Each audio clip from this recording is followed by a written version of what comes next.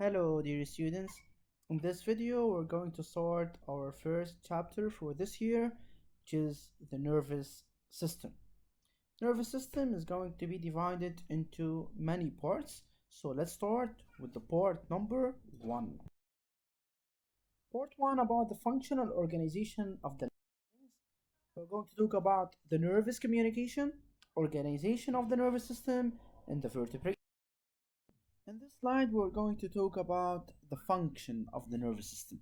The nervous system has different functions. The first one is to receive the information. For example, I am in a room. I have some items in the room, so I can see them using my eyes, so I receive information. For example, I can smell using my nose, so I'm receiving information. I can hear using my ears, so I'm receiving information. This is the first function. Second, to process this information, meaning that to analyze this information, to take the proper decision. For example, I see, for example, a hot cup. This hot cup, I should not approach my hand. So this is the processing the information. I process the information, the brain send an order to do it. You don't have to remove your hand or approach your hand toward this hot cup. Also, it has to respond. For example, I saw a water bottle. I wanted to drink. So I receive the information using my eyes. I see the water bottle. Second step, I process the information. I'm thirsty. I have to drink water. So here I'm processing the information. Third, I respond by approaching my hand to get the water. The nervous system, as we will see, is divided into two parts: the central nervous system, CNS, brain and the spinal cord, and the peripheral nervous system, which is the nerve. This is the brain and the spinal cord, which compose what's known by the central nervous system, and the nerve which form the peripheral nervous system. This is the human brain is composed of cerebrum, cerebellum. Here is the cerebrum. This is the cerebellum. We have here the medulla oblongata and the spinal cord. So medulla oblongata is a connection between the brain and the spinal cord. We have also the pons that have a function. We will discover this coming slides. So here we have the brain or the encephalon. Cerebrum is composed of two hemispheres, the right cerebrum and the left cerebrum, cerebellum, and the medulla oblongata. And finally, we have the spinal cord. So the medulla oblongata is the connection between the brain and the spinal cord. So right versus left cerebrum. Right and versus left. Left brain function like number skills, like the written language, reasoning, spoken language, scientific issues, and the right hand control. Whereas the right brain function for the insight, the 3D forms, the art awareness, imagination, music awareness, and the left hand control. The spinal cord, as I said, we have the brain, medulla for the breathing, cerebellum for the movement and the balance, and cerebrum for the higher thinking.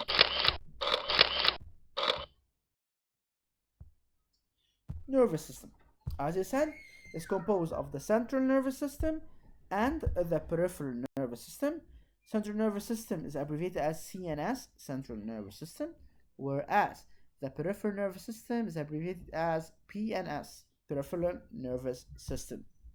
Central nervous system is composed of brain and spinal cord, whereas the peripheral is composed of nerves, cranial nerves that ramify from the cranium, the spinal nerves that ramify from the spinal cord. Also, we have the brain is composed of cerebrum, cerebellum, and the medulla oblongata, whereas the cranial nerves they ramify, as I said, from the cranium, from the skull, from the brain, and the spinal nerves they ramify from the spinal cord. Cerebrum, cerebellum, and the medulla oblongata they compose the brain. They analyze the received information, they integrate them and they take the proper decision or the proper order. Whereas the nerves, they have a function of carrying the messages between the central nervous system and the effector organ. For example, they carry the message between the brain or spinal cord and the receptor effector organ, meaning that, for example, my hand is the receptor and it's also called effector organ because it has an effect and it receives the messages. Okay, so here this figure is a very important one. This diagram, nervous system, as we said, is composed of two parts: the central nervous system, CNS, and the peripheral nervous system, which is the PNS. Central nervous system is composed of brain and the spinal cord, whereas the peripheral nervous system is composed of nerves. Brain is composed of three different parts: cerebrum, cerebellum, and the medulla oblongata, whereas the nerves, they are composed of cranial nerves and the spinal nerves. Cranial nerves, they ramify from the brain, and the spinal nerves, as their name indicate, they ramify from the spinal cord. So cerebrum, cerebellum, and medulla oblongata, they compose the brain, they analyze and integrate the messages, and they take the proper decision, whereas the messages are carried by the nerves between the central nervous system and the receptor or the effector organ. So here you have to pay attention that the cranial nerve ramifies from the brain. So cranial, brain, spinal, from the spinal cord. So cerebrum, it has a role in the voluntary or conscious activities of the body like learning, judgment, thinking, memory, and intelligence, whereas cerebellum coordinates and balances the actions of the muscles, movement. Medulla oblongata, they control involuntary actions like blood pressure, heart rate, breathing, and swallowing. Spinal cord, the main communication link between the brain and the rest of the body. This is the pathway of the nervous message. We have sensory input and the motor input. Sensory always is related to the sensory organs, where the motor is always related to the effector organs or the receptor organs, where we have motor activity or we have an effect or the reaction. So sensory input, it monitors both external and the internal environments. Integration, process the information and often integrate it with the stored information. Motor output, if necessary, signal effector organs to make an appropriate decision or. The nervous system is a network that mainly includes stimulus, includes the receptor organ, includes the central nervous system, includes the effector organ, and finally the action or the response or the reaction. Here, the receptor organ, it has a function of recognizing the stimulus and stimulating a message. For example, I saw a cup of tea. So the receptor organ here, it's the eye. So the eye saw the stimulus, which is the cup of water, so it recognizes and stimulates a message. This message is carried to the central nervous system, but it has to be carried by a special taxi. This taxi is called the sensory neuron. A neuron conducts a message from the sensory organ toward the central nervous system through a pathway called sensory pathway.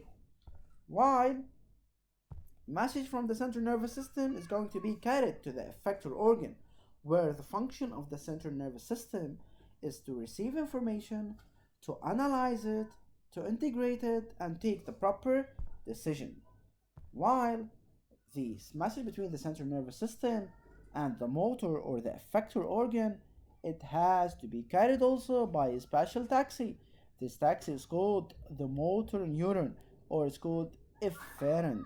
It conducts a message from the central nervous system to induce a response, and then the message is moved from the effector organ, which receives the decision to perform or an action or to stop this action, and finally we will have the action. So you have to know that between the receptor organ and the central nervous system, we have a special taxi. It's called the sensory neuron, afferent. Why? Between the central nervous system and the effector organ, we have a special taxi, which is called motor neuron efferent. Okay, so this is the figure, and this is the figure of the spinal cord. We're going to talk about the white matter, gray matter, as shown here. White matter and gray matter. We're going to talk about dorsal root, about the ventral root, also in coming slides. So here we have first we have the sensory receptor. It responds to stimulus by producing receptor potential or generation. Then number two, we have the sensory neuron. It conducts the message from the receptor organ toward the central nervous system, as we said. Then it moves to the brain, the spinal cord, to integrated. It's called integrating center. It moves from the central nervous system to the effector organ through the motor neuron, and finally we have a effector organ which will have the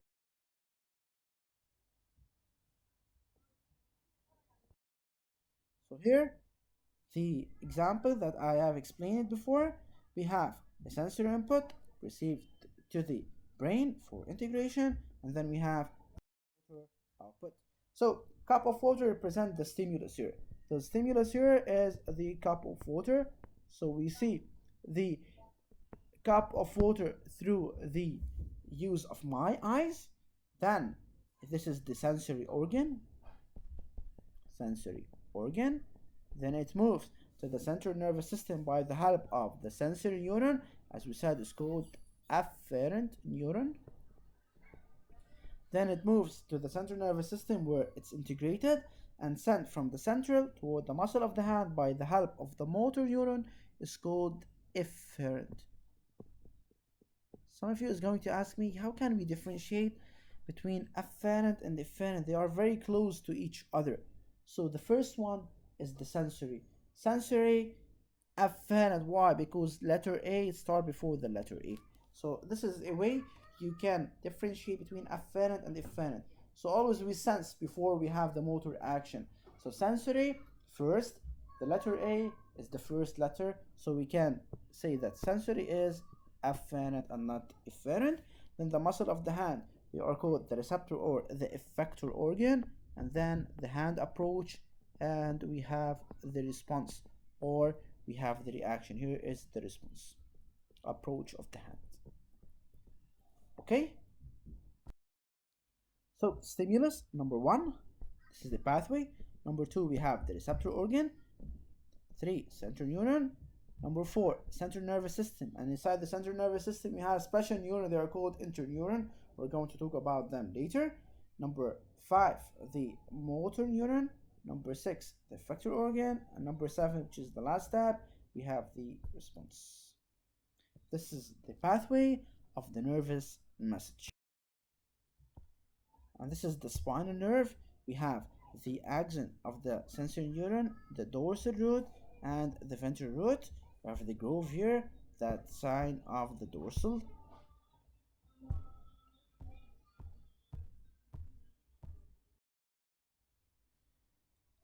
Okay, this is also the figure of the spinal nerve. So R from reflex, R receptor neuron receives the stimulus. S is the sensory neuron passes the impulse on. I the interneuron at the spinal cord. As I said, we have in the central nervous system interneuron. They process, they integrate, and M motor neuron acts. Anatomy of the neuron. Typically, the neuron is made up of dendrites, cell body, it's called the soma, contains the nucleus, and we have the axon, may or may not be covered with myelin, and we will discover what the meaning of myelin. And finally, we have the terminal arborization, or it's called the terminal buds, or so here, these are the dendrites, hair-like structures. Here, the nucleus. This is the cell body, is called, as I said, it's called the soma. Here the myelin, the blue one is the axon. So the axon is this one, the blue one here, this region. This is the axon, and here the synaptic terminal. So neuron, basic structure unit of the nervous system. Dendrite, They carry impulses toward the cell body of the neuron, and the axon carry impulses away from the cell. Myelin chain has a different role. Synaptic terminal contains many neurotransmitters. They contain epinephrine, norepinephrine, acetylcholine, and GABA. All of them, we're going to talk about them in the last stage of this chapter. Okay, this is the structure of the vertebrate neuron. So can you label it simply? This is the dendrites, this is the cell body, this is the nucleus, this is the axon, terminal arborization. The structural and the functional unit of the nervous system is the nerve cell, or what do we call it by neuron. So neuron is a bundle of nerve fibers, is a collection, is a group of nerve fibers called a neuron. A nerve fiber is a nerve fiber, group of nerve fibers, they give a neuron, and a nerve is a group of neurons. So a group of nerve fibers, they form a neuron. A group of neurons, they form a nerve. Group of nerves, they form what's known by the nervous system. Neurons may be classified following two criteria: their structure and their function. According to the structure, we have the unipolar neuron, T-shaped neuron. This type is found in the sensory neurons of the spinal cord. This is the first type according to their structure. They have one axon, one dendrite directly. Bipolar, usually they are found in the retina of the eye and in the cerebellum. They have one axon, one dendrite joined through the soma or the cell body. Multipolar, they are found in the cerebral cortex, in the retina, and the spinal cord. It has many dendrites, as shown here, many dendrites, and only one axon always leaves the cell body. According to their function, we discovered that we have sensory or afferent neuron receives and conducts sensory information from peripheral sensory organ toward the central nervous system. Here, about the interneuron. It receives nervous message from the sensory neuron, integrated and conducted to the motor neuron. So it's like a link between the sensory and the motor. Mainly the interneuron is found in the brain and the spinal cord only. Motor neuron, efferent neuron, so carries nervous message away from the central nervous system toward the effector organ, whether a muscle or a gland or something, to induce the response there. So the sensory carries the message from the effector organ, from the sensory organ, toward the brain through the afferent neuron, whereas the efferent carry the message from the brain toward the organ. This is what is the difference between the afferent and the efferent. So the structure of the neuron. Here we have the myelin chain. Myelin chain, it acts as an insulator, and also it has a function in acceleration of the nervous message. Why? The nervous message in normal cases it moves in this way along the axon. Why? In the case of myelin chain, the nervous message has to move over the myelin chain, so it has to jump in between these spaces between each myelin. These spaces they are referred to as node of Ranvier. So that's why the message in the myelinated nerve fiber or the myelinated axon, the message is going to be faster because it's going to jump. This jumping is called saltatory movement. So myelin is a lipoprotein that acts as protective layer of the axon and also as an insulator. It's not continuous. The gaps, as I said, they are referred to as nodes of reference. Different kinds of stimulus we have. Different kinds of stimuli we have chemical. They detect the changes in the concentration of some chemical substances. Where they are found mainly in the tongue. So we can detect the difference in concentration of some chemical substances like salt and ions. Mechanical stimuli receptors, they detect changes in the pressure like burst, stretch, and sound. Thermal stimuli, the receptors that detect the changes in the temperature. Thermal is related to temperature, while light or photostimuli, receptors detect changes in the brightness of light. Electrical stimuli, receptors detect electrical shocks. Kinds of similar receptors can be classified according to their position and according to the nature. According to their position, the receptors can be classified into exteroreceptors or entero. Extero, they are affected by changes outside in the external medium, while enteroreceptors, they are located in the visceral organs, example the stomach and the blood vessels. They are affected by changes in the internal environment inside or body.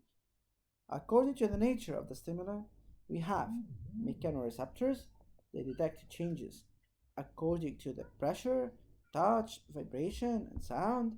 Example like the skin receptors or the receptors that are found in the blood vessels. Chemoreceptors detect chemical changes. They are found mainly in the tongue, as I said. Photoreceptors, they are found in the eyes. They detect changes in the light intensity. And also we have thermo, they detect changes in the temperature, and mainly they are found in the skin. They are classified as cold receptors or warm or hot receptors. All the receptors, they have common characteristics. They have specificity, adaptation, and threshold of excitation. Every receptor is specific, it's adapted to specific level, and it can withstand to a specific level. Above this level, it will have a response. This is known by threshold of excitation. Or the receptors change any type of energy into electrochemical. For example, the thermoreceptors, they change heat energy into electrochemical energy.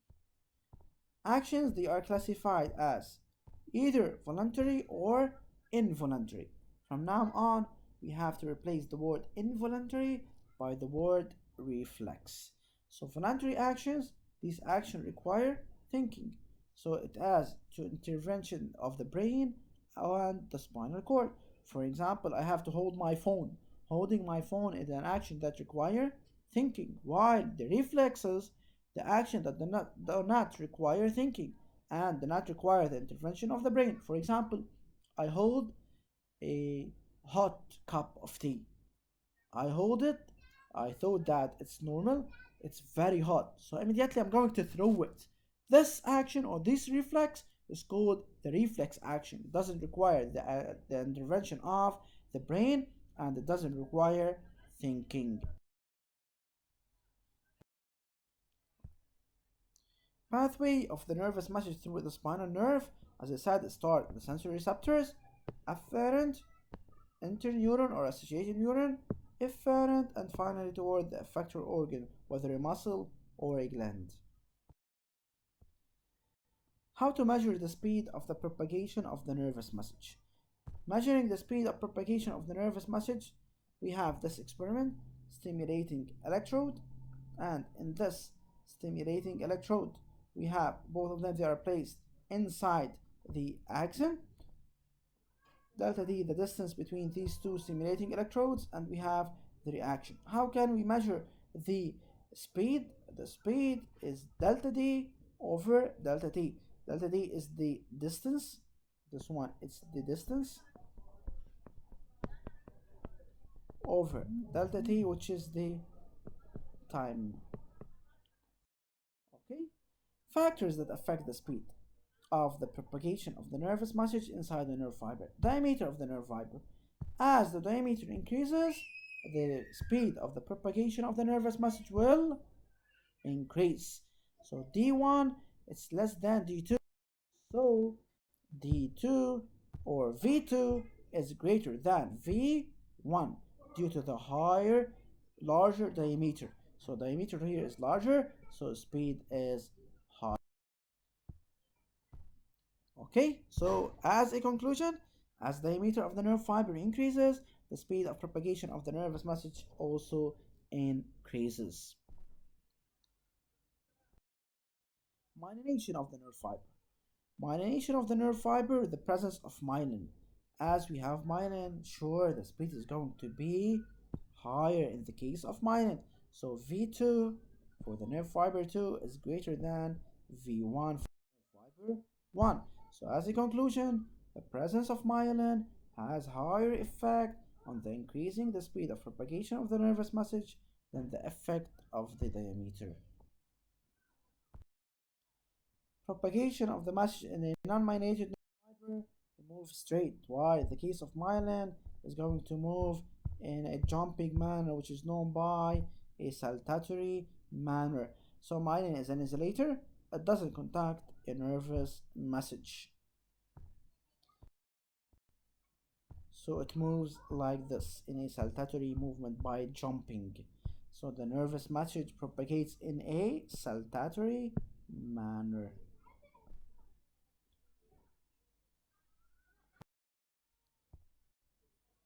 Is the neuron always active?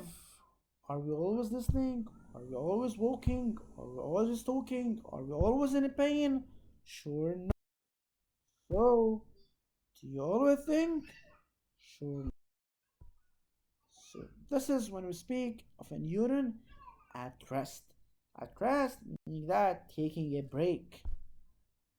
So, here, a neuron and a nerve fiber is said to be at rest in the absence of any stimulation or in the absence of effective stimulation. And pay attention, effective stimulation.